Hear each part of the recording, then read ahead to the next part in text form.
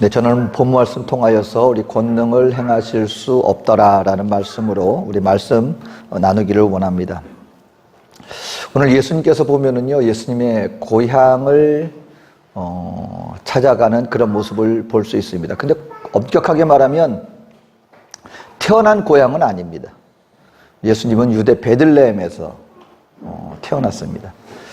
그러고 난 다음에 이제 그때 당시 헤롯이 워낙 핍박을 하니까 잠시 다른 곳으로 피하였다가, 그리고 어렸을 때 다시 돌아오는데 보니까 여전히 불안해요. 그래서 나사렛이라고 하는 동네에 와서 자라나신 것이죠. 그러니까 마치 고향과 같이 그 사람들은 나사렛 예수라 부르게 된 이유가 뭐냐면, 예수님이 태어난 곳은 나사렛이 아닌데 예수님이 어려서부터 나중에 장성하기까지 줄곧 자라난 곳이 나사렛이다 보니까 사람들한테는 저 사람은 나사렛 출신이야 라고 이렇게 불리게 된 것이죠. 여러분, 이게 나사렛, 본인이 자라난 곳, 바로 그리고 본인이 성장한 곳. 예수님이 이제 사역을 하면서 이제 공생의 사역을 이미 시작한 상황이거든요. 그리고 하나님의 놀라운 권능으로 병든 자를 낫게 하고 기적을 일으키는 그 놀라운 역사가 이미 이루어지고 있는 상황이었거든요. 그리고서는 이제 본인 자라난 나사렛이라는 곳으로 갔으니 얼마나 마음으로는 그곳에 축복해주고 싶으셨겠습니까? 얼마나 하나님의 놀라운 기적으로 수많은 사람들에게 은혜와 축복을 나눠주기를 원했겠습니까? 근데 오늘 본문 말씀에 가만 보면 그곳에서 예수님께서 권능을 행하기를 원하셨음에도 불구하고 권능을 행할 수가 없었더라. 그러니까 예수님께서 작정하고 여기서 내가 아무것도 안 해가 아니라 원하셨음에도 불구하고 그 어떤 이유로 말미암아 하나님의 능력을 행사할 수 없었다는 안타까운 소식을 우리에게 보여주고 있습니다. 오늘 보면은요, 나사렛을 가기 전에 어디에서 나사렛을 갔냐면 거기를 떠나 그러는데 거기가 바로 가버나움입니다. 가버나움은요, 그 성지순례를 하신 분들은 보면 거기에는 그 예수님의 마을이라는 그런 팻말까지 있다고 합니다.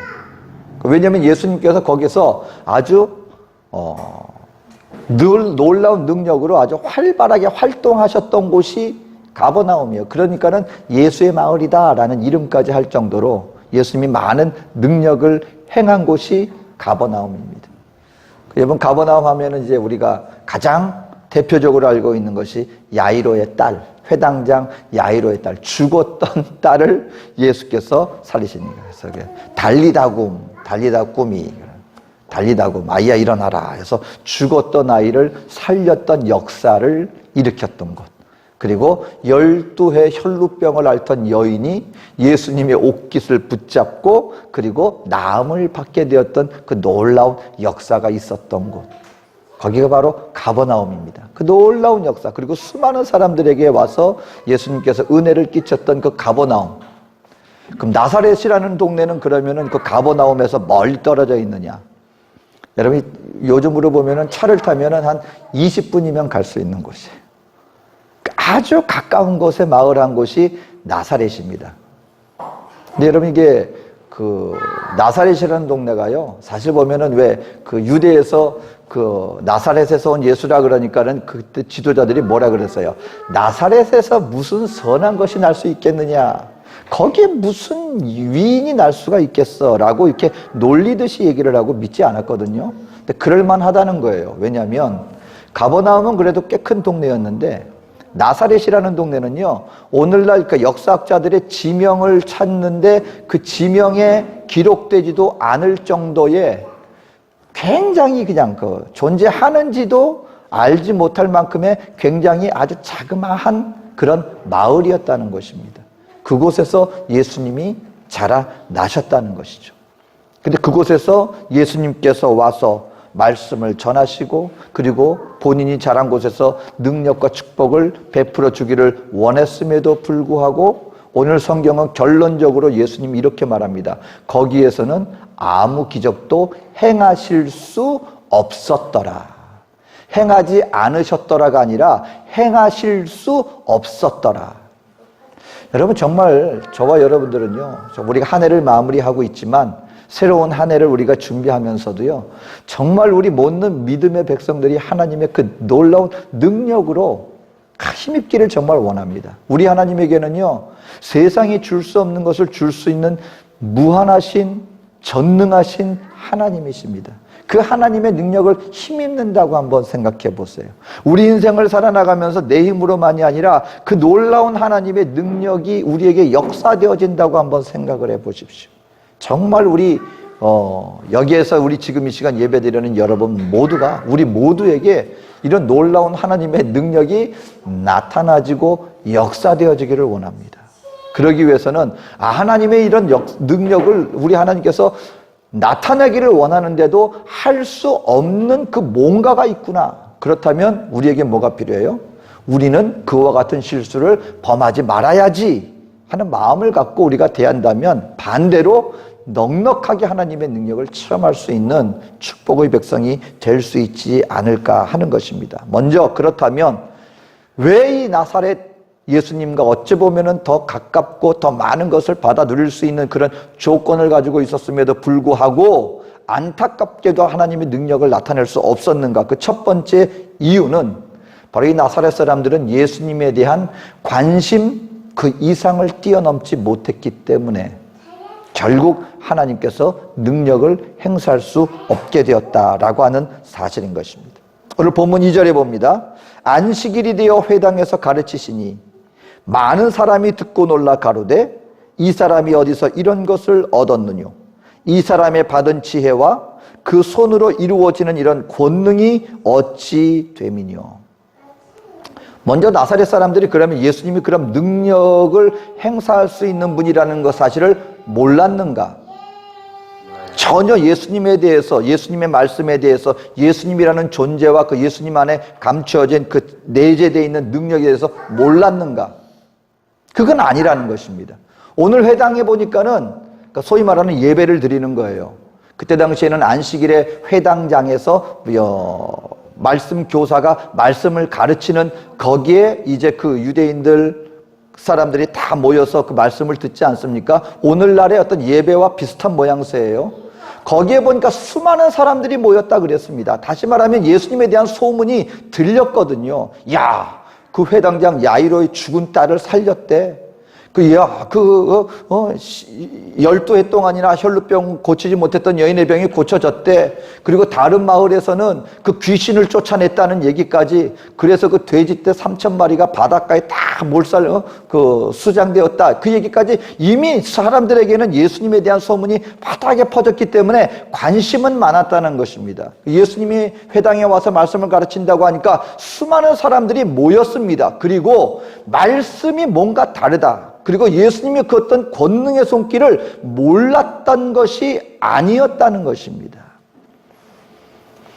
그럼에도 불구하고 그 수많은 사람들은 예수님에 대한 관심을 가지고 모였었지만 궁극적으로 그 예수님에 대한 관심 그 이후에 있는 예수님이 어떤 분이신가에 대한 올바른 지식에까지 다다르지 못하고 그냥 관심 가졌는데 그게 뭐하고 거기서 끝쳐버리고 말았다는 것입니다.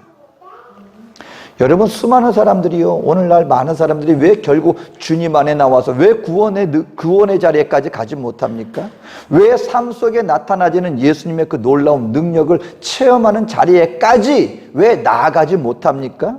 왜 12의 혈루병을 앓던 여인처럼 예수님께 와서 예수님을 붙잡고 그 능력을 체험하지 못하는 그 자리에서 머물러 버리고 맙니까? 예수님에 대한 관심까지는 가요. 이런 분이 있다는데, 성경이 이렇다고 얘기하는데, 교회에서 이렇다고 얘기를 하는데 관심을 가지고는 오지만 결국 그 예수님을 나 자신의 하나님이시요 나의 구원자이시구나 라고 하는 그것을 깨닫는 자리에까지는 가지 못하고 관심의 영역에서 그쳐버리고 말기 때문에 결국은 하나님의, 예수님의 그 놀라운 능력을 체험받는 자리에까지는 가지 못하게 되더라라는 것입니다. 여러분, 성경에 가만 보세요. 예수님을 알았던 수많은 사람들이 있었지만 결국 끝까지 예수님을 믿는 믿음의 자리에까지는 가지 못한 수많은 안타까운 무리들이 우리에게 보여줍니다. 예를 들어서 예수님의 오병이어의 기적을 행했습니다. 예수님이 그 기적을 행하고 난 다음에 수많은 사람들이 예수님을 왕으로 모시겠다고 예수님을 찾았다 그랬습니다. 근데 예수님이 자기를 찾는 자들에게 또 한 가지 설교를 하세요. 뭐라고 하십니까? 너희가 지금 나를 찾는 것은 나를 알기 때문이 아니라 지금 너희가 배불렀기 때문에 너희 배를 더 채우려고 하는 거야. 너희가 지금 육신의 양식을 찾지만 나를 먹으라. 나를 먹는 자는 결단코 줄이게 되지 않을 것이다. 근데 그 수많은 예수님을 찾았던 사람들이요, 놀랍게도 예수님께서 이 말씀을 하니까 이게 도대체 무슨 말이냐, 이 말씀은 우리가 받아들이기 정말 어렵구나. 그리고 수많은 사람들이 예수님을 떠나갔다 그랬어요. 그 떠나간 사람들 중에는 예수님을 따랐던 제자들도 있었습니다. 오늘 많은 경우에 우리가 예수님을 찾는 그 목적이 무엇이냐? 일단은 나의 그 어떤 필요를 채우려고 하는, 다시 말하면 내 배를 불리고자, 이분은 나의 배를 불릴 수 있는 분인가 보다, 나의 필요를 채워줄 수 있는가 보다, 나의 소원을 들어줄 수 있는가 보다, 나에게 더 많은 권세를 주고, 나에게 더 많은 물질을 주고, 나에게 더 많은 이 땅 가운데서의 권세를 줄 수 있는 분, 이분과 함께하면 이 하나님이야말로 나에게 이 땅에서 더 많은 것을 누리게 해줄 수 있겠지. 그런 관심을 가지고 주님께 오는 사람들이 의외로 많다는 것입니다. 가룟 유다도 한번 보세요. 왜 예수님을 팔아 넘겼습니까? 혹자들은 얘기를 합니다. 예수님이 지금 이 가운데 자꾸 이스라엘 백성들을 갖다가 구해줄 거에 대해서 마음을 갖다가 자꾸 정하지 못하는 것 같으니까 본인이 마지막 위기에 처하게 되면 그 능력을 가지고 이 로마 사람들을 다 물리치고 우리나라에 이스라엘이라는 나라에 독립을 가져다 주시겠지. 여러분 아는 것처럼 가룟 유다는 열심당원이었어요. 독립투사였다는 것입니다. 그러니까 예수님을 마지막 위기의 순간까지 몰아세우려고 했다는 것입니다. 근데 그 가룟 유다는 결국 어느 자리에까지는 가지 못했어요? 예수님을 그냥 자기 민족이 한 선지자로까지밖에 알지 못하고 진정한 뜻이 무엇인지, 하나님의 목적이 무엇인지 깨닫지 못한 채 그냥 자기가 인생 가운데 추구하는 그 목적에만 매달려서 예수님을 바라보고 예수님을 대하다 보니까 결국 성경은 얘기합니다. 가룟 유다는 애초부터 예수님을 알지 못했다라고 결론을 짓고 있습니다. 아니 3년 반 동안이나 수제자로 그 예수님의 그 12 제측근 중에 한 사람으로 생활을 했는데요. 여러분, 나 자신이요, 내 목적을 가지고 나의 삶의 중심적인 그런 이기심의 나 중심적인 마음을 가지고 예수님 앞에 나오게 되면은요, 3년 아니라 10년, 20년을 함께 한다 할지라도 끝까지 예수님을 알지 못할 수도 있다는 것입니다. 그 이유는 무엇입니까? 예수님을 예수님으로 알려고 하지 않고 나의 관심과 나 자신의 어떤 목적을 가지고 주님 앞에 나오게 되다 보면 궁극적으로 어느 자리까지는 가지 못한다? 하나님을, 예수님을 하나님으로 알지 못할 뿐만 아니라 아버지의 뜻이 무엇인지 깨닫지 못함으로 말미암아 결국 하나님의 백성의 자리에 끝까지 함께하지 못하고 궁극적으로 이 하나님의 능력은 바로 그러한 사람들을 통하여서는 나타나질 수 없다라는 것을 우리에게 보여주고 있다는 것입니다. 예수님에 대한 관심은 있었어요. 하지만 결국 그 이상을 넘어서지 못했기 때문에 예수님은 능력이 있으심에도 불구하고 능력을 베풀어 주기를 원하셨음에도 불구하고 그 능력은 결국 나타나지 못했다라는 것입니다. 두 번째는 무엇 때문이었습니까? 결국 이 나사렛 사람들은 편견을 극복하지 못했습니다. 본인들이 가지고 있는 편견을 극복하지 못했다. 3절에 보니까 이렇게 말합니다. 이 사람이 마리아의 아들 목수가 아니냐, 야고보와 요셉과 유다와 시몬의 형제가 아니냐, 그 누이들이 우리와 함께 여기 있지 아니하냐 하고 예수를 배척한지라. 그러니까 여기 우리가 좀 약간 의문이 있어요. 잘 아는데 왜 배척을 합니까? 그러니까 여러분, 우리가 편견이라는 것은요, 두 가지 상황에서 발생할 수 있어요. 첫 번째는 알지 못하기 때문에 가질 수 있는 편견. 딱 첫인상이 보니까 왠지 잘 몰라요, 그 사람. 근데 첫인상이 왠지 좀 약간 내 마음에 들지 않고 뭔가 좀 안 좋은 분위기예요. 그 사람에서 그 사람을 처음으로 딱 댔을 때 우리에게 뭐가 생겨요? 첫인상이 그래서 중요하다는 얘기가 그래서 나오는 거예요. 첫인상이 왠지 좀 좋게 받아들여지면 그 사람에게 대한 나의 인식이 이 사람은 그래도 괜찮은 사람이야 라고 받아들이긴단 말입니다. 근데 첫인상이 왠지 안 좋아요. 근데 그 사람이 누군지 잘 몰라요. 근데 뭔가 인상이 안 좋았어요. 그러면은 그 사람에 대해서 처음부터 끝까지 왠지 그 사람을 대하면 이미 나에게 편견이, 선입관이 생겨가지고 왠지 부정적으로 대하게 되는 경향이 있습니다. 근데 그러면은 잘 모르기 때문에만 편견이 생기느냐? 두 번째는 너무 잘 알기 때문에 생기는 편견도 있습니다. 여러분, 특히 제가 어렸을 때 내 막내 동생이 잔병을 앓았거든요. 많이 앓았습니다. 그러니까 동네 병원에 아주 단골처럼 다니는 동네 병원이 있었어요. 근데 그 의사 선생님은 나의 막내 동생에 대해서 어떤 인식을 가지고 있을까요? 이 아이는 내가 누구보다 잘 알아. 근데 그 아이가, 내 막내 동생이 정말 큰일 날 상황에 놓여서 그 병원을 갔거든요. 그랬더니 여느 때처럼, 워낙 잔병을 앓다 보니까 여느 때처럼 그냥 감기 몸살 정도로만 생각하고 가볍게 처방하고 그냥 동생이 나왔습니다. 근데 알고 보니까 그게 아니라 굉장히 심각한 질병을 앓고 있었어요. 그러니까 이럴 때는 물론 선생님들이 너무 잘 알면 도움이 될 때도 있지만 너무 잘 안다고 생각하기 때문에 정작 중요한 상황에서 실수할 수도 있다. 제가 그 얘기를 들은 적이 있어요. 의사 선생님들은 자기 가족들은 잘 진찰하지 않으려고 한다는 얘기가 들었습니다. 근데 그게 다른 이유가 아니라 너무 그냥 잘 안다고 하기 때문에 내 가족을 갖다가 진찰했을 때 그 안다고 생각하는 것 때문에 자기가 발견해야 될 걸 발견하지 못할 수도 있는 오류를 범할 수도 있다는 것입니다. 그래서 식구들은 물론 의사 선생님들은 자기 가족들은 웬만하면 또 할 수 있으면 다른 의사 선생님에게도 한번 보게끔 만드는 그런 필요가 있다는 얘기를 들었는데, 여러분 오늘 이 나사렛 사람들은 예수님에 대해서 뭐라고 생각했어요? 우리가 잘 아는 사람이야. 근데 한 가지 재밌는 얘기가 마리아의 아들이 아니냐 그래요. 근데 여기서 우리가 왜 약간 좀 흥미로우냐 그러면, 유대 사회에서 당시에 여러분 여인들은 뭘로 취급했어요? 재산으로 취급했다. 사람 명수에도 안 들어. 그러니까 여인이라고 하는 존재는 어떤 사회에서 국민의 수에도 들지 않습니다. 그 수를 셀 때는 남자 가장을 중심적으로 한 가정, 두 가정 이런 식으로 셌지 여인들에 대해서는 언급은 안 하거든요. 그런데 이 나사렛에서는 독특하게도 예수님에 대해서 마을 사람들이 뭐라 그랬다고요?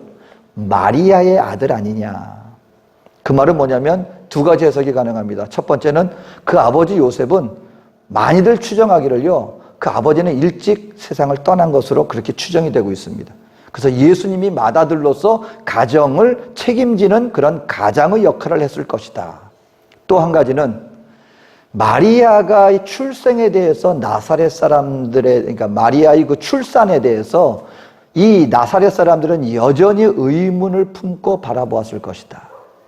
예수님이 무엇에 잉태되어서 태어났습니까? 처녀가 성령에 잉태되어서 태어났습니다. 오늘 우리 믿는 하나님의 백성들은 그것을 믿어 의심치 않습니다.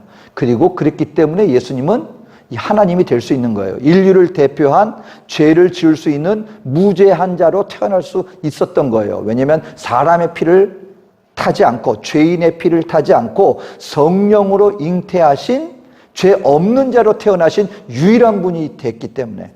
하지만 한번 여러분 우리 주변에서 누군가가, 우리가 잘 아는 누군가가 천연대 자녀를 잉태했어요. 그리고 말합니다. 성령으로 말미암아 태어났습니다. 그걸 믿을 수 있겠는가 말입니다. 그러니까 동네에서는 뭐라 그랬을 거예요? 예수님을 바라볼 때 쟤는 아버지가 누군지 알지도 못하는 사생아로서 그리고 이 마리아에 대해서 여러분 뭔가 말이 있지 않겠습니까? 근데 그 예수님이 어느 날 선지자의 모습을 가지고 와서 말씀을 가르치는 거예요. 그러니까 동네 사람들이 뭐라 그러는 거예요? 저 마리아의 아들 아니냐? 그 말에는 약간의 그 어떤 멸시와 저 출처도 할 수 없는 게 강화가 우리한테 와가지고 하나님의 물론 말씀이 참 좋긴 좋네. 어떤 능력이 나타나는데 야, 그 형제도 우리하고 다 같이 있는데 저 사람이 뭐 대단한 걸 할 수 있다고 우리 앞에서 우리가 그 사람을 인정할 수 있겠어? 라는 그 분위기가 있을 수 있다는 것입니다. 근데 여러분, 오늘 우리 인생 가운데도 알게 모르게 저와 여러분들이 우리의 삶에 대해서 그리고 지금까지 나를 인도하시는 그 하나님의 손길에 대해서 나름대로 가질 수 있는 편견이 있을 수 있다는 것입니다. 나는 기도해도 안 되더라. 지금까지 이렇게 했는데 뭐 대단한 게 있을 수 있겠어? 그냥 이렇게 하다가 하나님 앞에서 그냥 내가 이렇게 신앙생활 하다가 하면 되지. 어떤 그런 나도 모르게 알게 모르게 하나님에 대해서 하나님의 역사하심에 대해서 우리가 너무 매일같이 예배를 드리기 때문에 매일같이 기도하는 생활을 하기 때문에 너무 익숙한 나머지 알게 모르게 우리가 가지고 있는 하나님의 능력에 한계를 짓고 있는 그런 편견이 있을 수 있다라고 하는 사실인 것입니다. 여러분, 바라기는 저와 여러분 우리 하나님은 우리에게 날마다 새로운 나날을 우리에게 주심을 믿게 되시기를 주의 이름으로 축원합니다. 우리 하나님은요, 오늘 하루를 통하여서도 지금까지 나의 인생 그것만이 아니라 오늘도 우리 인생 속에 내가 깨닫지 못하고 정말 내가 상상할 수 없는 그 놀라운 일들을 얼마든지 이룰 수 있는 분이심을 믿고 그 하나님을 의지하는 마음으로 주님께 나와서 기도하십시오. 나를 의지하지 마시고요. 지금까지 우리의 경험을 의지하지 마시고요. 살아계신 하나님은 얼마든지 오늘도 나에게 새로운 일을 행하실 수 있다는 믿음을 가지고 나의 편견을 깨어뜨리며 전능하신 하나님을 구하게 되어질 때 그 하나님은 우리에게 얼마든지 놀라운 능력과 역사를 베풀어 주실 수 있다라고 하는 것을 믿게 되시기를 주의 이름으로 축원드립니다. 이스라엘 백성들은, 이 나사렛 사람들은요, 결국 본인들에게 지금까지 본인들이 가지고 있는 그 편견을 깨뜨리지 못했기 때문에 예수님이 능력을 베풀기를 그렇게 본인이 원하셨음에도 불구하고 행하실 수 없게 되었다라고 하는 것입니다. 마지막으로요, 결국 이 이스라엘 나사렛 사람들이 능력을 체험하지 못했던 이유 중에 하나는 결국 그들의 불신 때문이었습니다. 불신. 믿음이 없었기 때문에. 믿지 못했기 때문에. 그럼 이분들이 이 나사렛 사람들이 왜 대다수가 믿지 못했을까요? 여러분, 이게 그 사회적인 분위기라는 걸 우리가 무시할 수 없어요. 대다수의 사람들의 그 어떤 여론이라는 것. 저와 여러분들은요, 이 여론을 초월하여서, 이 말도 잘 안 나오네. 여론을 초월하여서 그 하나님의 능력을 신뢰할 수 있어야 합니다. 분위기라는 게 무시 못해요. 여러분, 우리가 알아야 되는 게 사회적인 분위기가 다 옳았는가? 여러분, 우리가 불과 얼마 전입니다. 지구가 평평하다고 대다수의 이 지상에 사는 모든 사람들은 이 지구가 평평하다고 믿었던 것이 불과 얼마 전이라는 것을 우리는 알아야 돼요. 그래서 코끼리가 받치고 있다는 둥, 멀리 가면 떨어져 죽는다는 둥, 그게 몇천 년이 아니에요. 불과 몇백 년 전만 하더라도 오늘날 우리가 과학 문명을 우리가 자랑하고 있지만 우리 인류가 이 지구가 평평하다고 믿었던 때가 불과 얼마 전입니다. 그래서 콜럼버스가 전 세계 여행을 한 거 아니에요. 돈다는 거예요. 지구는 둥글다는 거예요. 그래서 끝에 가면 결국 출발한 대로 도달한다. 그래서 이제 여행을 한 거고요. 갈릴레오가 지구가 돈다 그러니까 다들 돌았다 그랬어요. 지구가 가만히 있고 온 우주가 돈다고 생각을 했잖아요. 근데 갈릴레오가 어느 날 그러는 거예요. 아니다. 우리 지구가 도는 거다 그랬더니 아니다. 그래가지고 막 재판까지 열어가지고 사인을 하게 만들었습니다. 어디에 사인을 했느냐? 지구가 도는 게 아닐 수도 있다. 워낙 저기 하니까. 그리고 워낙 막 목숨 위협하고 그러니까 그렇다고 도는 게 아닙니다. 라고까지는 못하겠으니까 지구가 도는 게 아닐 수도 있다. 거기까지 타협을 한 거예요. 그리고 사인했습니다. 그러면서 나온 유명한 얘기가 뭡니까? 그래도 돌아. 그래도 지구가 돌아. 그게 얼마 전이에요. 이게 여론이라는 겁니다. 근데 여러분, 온 세계가 다 그렇다고 해요. 근데 거기서 나온 게 아닙니다. 이게 사실요, 이게 쉬운 게 아니에요. 나사렛 아마 이 주민 가운데도요, 그래도 저분이 뭔가 특별한 분 아닐까라고 믿고 싶은 사람이 있을 수도 있었을 거예요. 근데 온 주민들이 전부 다 말이야, 저 사람 말이야, 이런 사람인데 저 믿을 수 없는 뭐 이렇게 막 얘기를 합니다. 근데 거기에서 그래도 아닐 수 있지 않을까? 이 얘기 못 하는 거예요. 그래, 그렇겠지? 그리고 모든 사람이 이렇게 훌륭한 사람이 그렇다고 하니까 아마 그게 그럴 거야. 여러분, 이게 수많은 사람들이 신앙생활 하는데도 마찬가지예요. 막 여러 가지 말들이 나옵니다. 뭐 하나님 앞에 뭐 능력 구하고 말이죠. 축복받았다 그러면은 기복신앙이라 그러고요. 근데 여러분, 하나님 앞에서 정말 저희는 하나님을 믿는다면 우리 하나님은 우리 인생을 복주기를 원하시는 하나님이십니다.